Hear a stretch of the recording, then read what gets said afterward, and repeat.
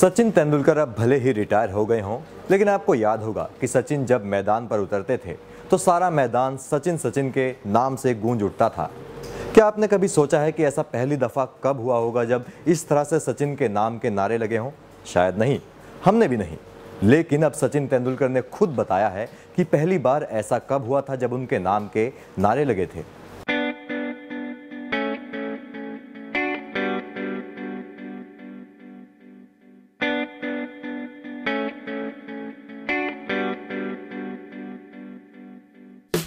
एक सुर में सचिन सचिन कहना दुनिया भर के क्रिकेट प्रेमियों में लोकप्रिय रहा है, लेकिन दिग्गज क्रिकेटर सचिन तेंदुलकर ने इस बात का खुलासा किया कि वो उनकी मां थी जिन्होंने इससे पहले इसकी शुरुआत की थी।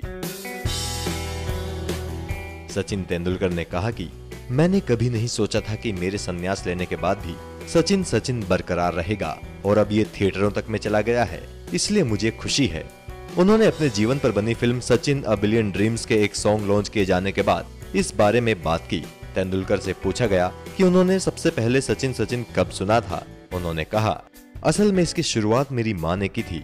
मैं नीचे खेलने के लिए चला जाता था और मुझे वापस घर में बुलाने के लिए मेरी माँ कहती थी, सचिन सचिन।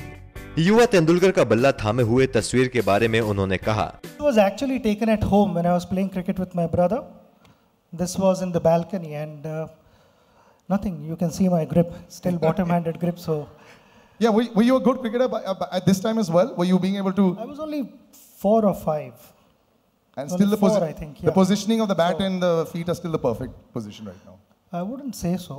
थोड़े बहुत changes हो गए उसके बाद, मगर what I enjoyed was hitting the ball, and be it a cricket bat or a tennis racket. My brother would chuck tennis balls at me, and few of them I would hit with tennis racket and few of them with cricket bat. And you would break most of the things in the house. No, by then we had moved out of the house. Okay. Because I had started breaking too many windows. आपको बता दें कि सचिन पर बन रही film Sachin a billion dreams आने वाली 26 मई को रिलीज होगी।